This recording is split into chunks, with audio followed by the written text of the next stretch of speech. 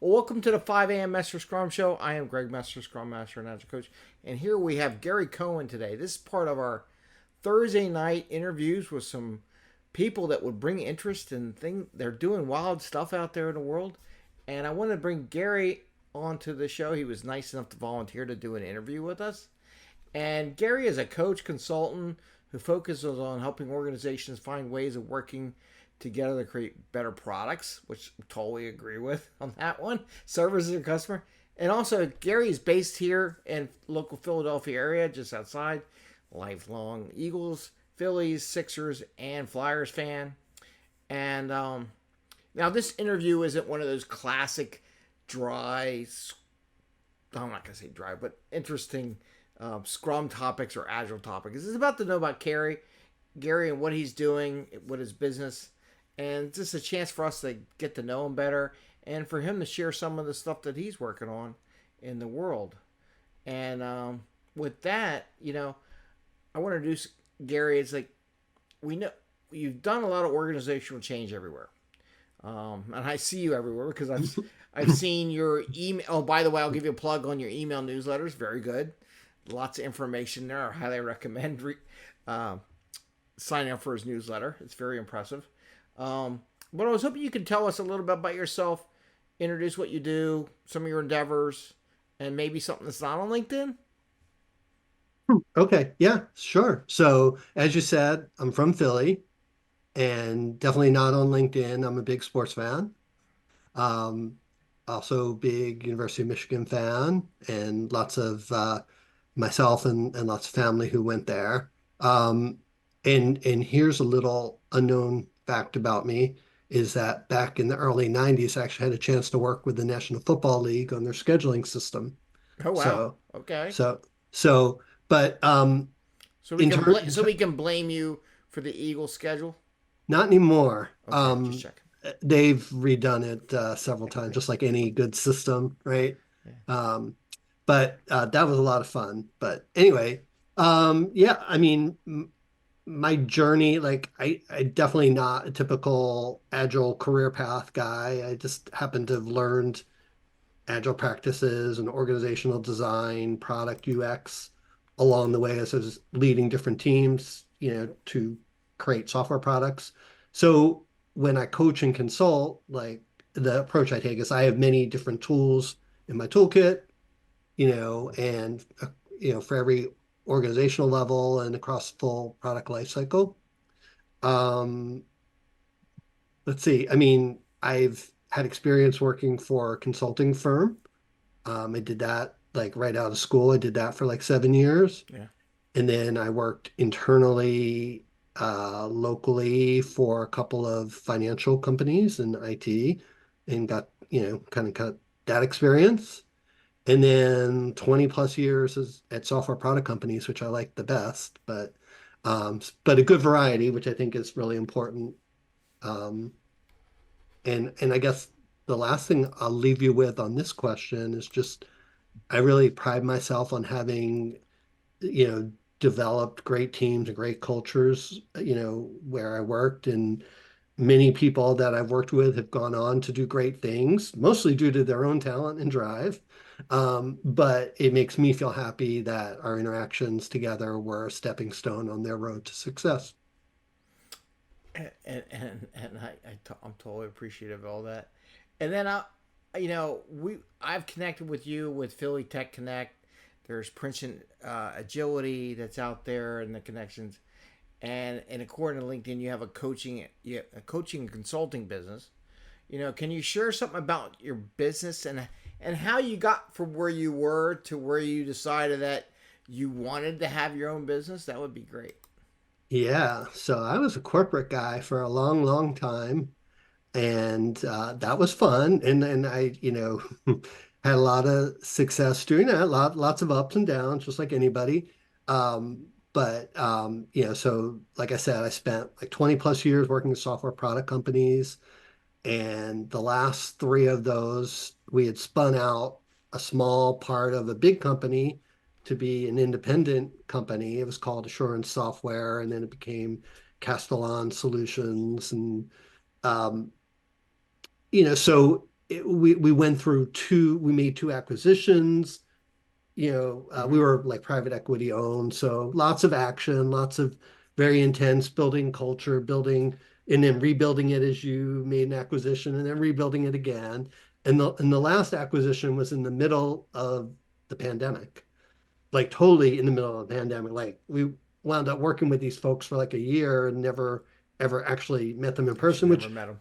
which I know these days doesn't sound so unusual, but back then it was. And I think I was ready for something different at that point. Like, and I thought maybe I could help others trying to lead their product or tech organizations. So I thought about coaching and consulting, and I got some great guidance from Bob Schatz, who's a local CST, a certified Scrum trainer, and Mm-hmm. he's also an Agile coach. And I actually worked for him way back in the early 2000s at Primavera Systems, which is another Philly area company Yeah, I know from, Primavera. Yeah, big time. yeah, yeah. And he's an all-around great guy. But anyway, he and I have been in touch, but he had done it already, right? So he was a bit of a mentor for me and helping me figure out what I needed to do to get set up. And then I got lucky with an early opportunity that gave me one of my earliest clients, Google, right? Oh And wow. Okay. like they say, it's good to start off small, right? And so I So didn't. how much of you didn't reorganize all of Google, did you? No, no. I was working with a group of like 100 to 150 people, Okay. who kind of do the technology that supports the customer support people for some of their like YouTube and ads customers and things like that. Um, so um, so it started off great, right? Yeah. And then the big tech slowdown hit at the end of 2022 and into 2023. So I had a little bit more time on my hands Okay. last year. And so I focused on what I could control. So doing a lot of networking, building community, and developing thought leadership. And so I guess it's working in a sense because you see me everywhere now. So I guess I'm out there, let's put it that way. Yeah, yeah, definitely. And I mean, I was going to ask you about, I mean, advice for agile people to achieve a fraction of what you've done so far. Is there any small little piece of advice you can give someone on if they were going to go and start their business or become a coach or Uh, transformation organization? Pick one. yeah, well, definitely have some financial runway. Yeah. Or do it like while you have a day job, not like during the day while you're getting paid to Right. do something else, but have your day job and then start to build your brand up on LinkedIn, or participate in meetups, or start meetups or Mm-hmm. whatever. At night or on the weekends, whenever you can, continue to network, figure out where you can provide some thought leadership. I mean, it doesn't have to be totally original, but if you're just saying the same thing as everybody else, then like who cares, right? I mean, Yeah. um, so it's like trying to find that spot where you can be the best you, right? I mean, you want to be yourself, right? Right. But how do you be the best you? So Cool. um, yeah, Well, thanks. Um, okay. Now I got to get into all your things you that are coming out now. So I saw you're going to be the speaker at the Product Owner Agile Online Summit in April. I'm gonna give a date out there, April 23rd and 25th of 2024. Um, can you share any insights of what you might be presenting at that event? sure. And first, I'll put in, if it's okay, a little Yeah, plug for the go event. for it. So the event is run by Vasco Duarte, who I've seen around and about. I don't know him personally, but like I've actually, he's done like Scrum summits, Agile summits, product owner summits, at least for the last several years, maybe more. And I've actually been like just an audience member. Like I would, like the tickets are actually free, Mm-hmm. but if you watch it live, but if you want recordings from it, Yeah. then it's like they're very inexpensive. Like I think the early bird's like $29 or something like that. And so I'm like, well, why not? Like so in years past, I would always just, buy one of those early bird tickets, and like it's a good source of different perspectives. So definitely want to put in a plug for that. But what I'm going to talk about this year is customer-centric product ownership.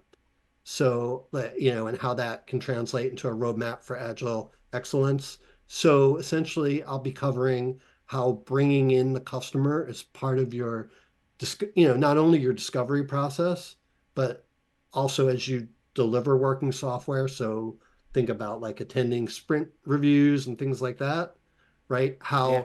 How including the customer in both of those things will set you and your team up to create better products and to do so actually more efficiently. Cool. And Vasco is also the Scrum Master Toolbox. Scrum Master Toolbox. I can't talk. He has a podcast that goes out every day almost, and Yep. he's one of the top podcasters out there. But yeah, Vasco, he's a great guy too, and I actually been on a show, so it was pretty cool. Um, Now, okay, March 20th, this coming 2024, you're going to be on our meetup, and you're going to be talking about how our planning, status meetings, and product roadmaps habits are holding us back from better product outcomes. Can you share a little insight into what you're going to do at our Sure. 5 a.m. Mester Scrum meetup show? Sure. So first of all, I'm excited and honored to, be on the show. So thanks for inviting me. Yeah, so we've all learned over the years how to do planning, right? And Mm-hmm. how to run our status meetings with green, yellow, red, right? And all that stuff. And we've all done roadmaps and kind of figured out the best ways to do them. But even as we've kind of adopted agile practices, I feel like we're still like with our plans, we're still holding too tightly to our plans. So it's like once you have a plan, like, yeah, you can do a little adapting, but pretty much this is what we're going to do, right? And that's where you get your feature factories. Just, all right, this is what we're going to do for the next 6 months or 12 months or whatever, which kind of blends into the roadmap thing as well, right? And that's not great, right? Like I think there's a better way to look at our plans and our roadmaps. Um, and then the status meetings is most of the status meetings I've ever been in, and it's just a piece of theater, right? Mostly a waste of time. Yeah. And so we can do better than that. And so in the talk, I'm going to explain some different things we can do in each of those scenarios that will help us get better result, like have better Good. conversations, focus on the right things, and get better results. Great. And the meetup itself is going to be, and it's not going to be just a show. It's going to be very interactive. So everyone who's Right? attending, I already got some people. I just posted that up, and they're already signed up to attend. So you're already booking people that just came Nice. on board. And it's funny you mentioned that red light, green light kind of thing. I remember a giant PI conference that I won't say, some very large financial institution, and I was coaching it. And one table, one team over one side said everything's green to go, and we talked to everyone. And then this other team on the other side of this big room said, "We haven't talked to you yet." Yeah. So I'm like, "How are you saying you're green and but you haven't talked to your key connection to get what?" So I find it'll be interesting to hear what you have to say about that, because I think they got stuck on the roadmap. Like, we have to be green. I'm like, there's no way you can be green. Right. And that's where I can rely on some of my experience, not just as an executive or a leader, but also like reporting directly to a CEO or to the board. Mm-hmm. Um, it's much better to like it's much more productive to be very transparent about what's going on. But also it's not just about like we tend to focus on status, but I'd rather talk about lots of other things. When I have the executives there, Good. with the teams. So anyway, we'll go into that Cool. next month. So Um. So now I would be doing a disservice here if I didn't ask you if you wanted to share anything about your business, your services with everyone. Yes, Sure. group. How long you got? No, I'm kidding. No. Yeah. Oh, you know No, what? I would let you do it. I'm no, bad. no. Well, so first of all, the name of my consulting company is Practical Agility. Um, and I work with both individuals who want coaching and with companies who want to find better ways of working and to produce better customer and business outcomes with their software products. You know, no, no job's too small. So some of them are too long, but but you know, I do both short-term and long-term stuff and whatever, you know, provides value for the clients.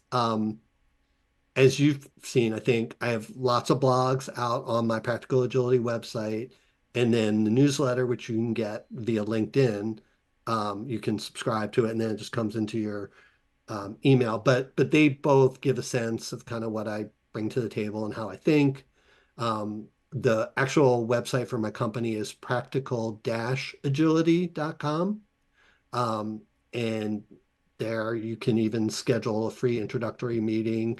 Or you can just reach out to me on LinkedIn, and I'm pretty active there and be happy to interact with anybody, connect with anybody there. And then one last thing I wanted to say, which has nothing to do with my business, Okay, go for it. but another place you can interact with me is the Philadelphia area Agile Coaching Dojo meetup, which Oh, Greg, I that's think right. you've been Yeah, to. yeah. Yeah, yeah, Yeah, I've been yeah. to a couple. Yeah, yeah, yeah, yeah. Yeah, yeah. And so I co-founded that with Derek Schatz, who's Bob Schatz's son. Okay.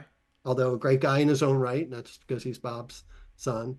Um, and Alessandra Wedrich has joined us as a co-organizer as well. And it's a free venue, so anybody can sign up on Meetup. And we try and provide a safe place for the group to practice their agile coaching skills through a dojo format with different scenarios. And I was inspired by Bob Galen's book, Extraordinarily Badass Agile Coaching, to create a place like that in the Philly area where we can all improve our skills at agile coaching. But it is actually virtual. So we have people from Philly and we Hmm. have people from the four corners of the world that join us. So And I'll um, say I enjoyed it. I did it a couple times. Highly recommend that group. yeah, Just get some so practice. There's other dojos or coaching groups, but it's so hard to get into them sometimes because they're so packed up. So this was really nice. yeah, so anybody who wants to join us, try it out, whatever, you can find us on Meetup. Again, it's Philadelphia Area Agile Coaching Dojo, which does not roll off the tongue, but we're not marketing guys. So, Yeah, if you put Agile Dojo, you'll find it coaching, probably in Meetup.com. And with that, um,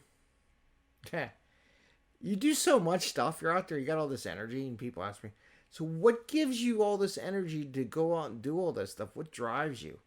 If you don't mind sharing that, and how do you keep up with sure, all the stuff you sign up for?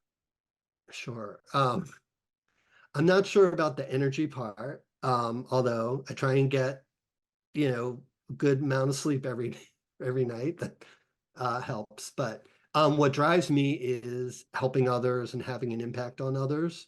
Um, and you know, certainly at this point in my career, that's even more important to me. Um, you know, I'm very mission oriented, so Mm-hmm. I like to know the why. What's the big picture outcome we want to achieve? And it was true when I worked in corporations. It's true when I work with clients. It's like my first question is like, well, what do you want to accomplish, right? And just I don't know, it's my curiosity. I like to learn new things. And so being around different people and sharing ideas and doing lots of reading and writing just kind of feeds into that. So Well, thanks a lot, and thanks for coming on the show, do an interview, and very much very big thank you for doing our meetup group. I think people are gonna enjoy hearing your ideas and your thoughts, and maybe do some practicing and ask you lots of questions about that. So, and Gary, I want to thank you. It's Gary Cohen. Remember, you can find him on LinkedIn. I'll put his links in this activity, and I want to thank you for doing this little interview. And you're more than welcome back. If you ever got some product yourself, you something you want to share on the show, feel free to give me a message or a holler. great, appreciate that, Greg, and I'm looking forward to March 20th. Okay.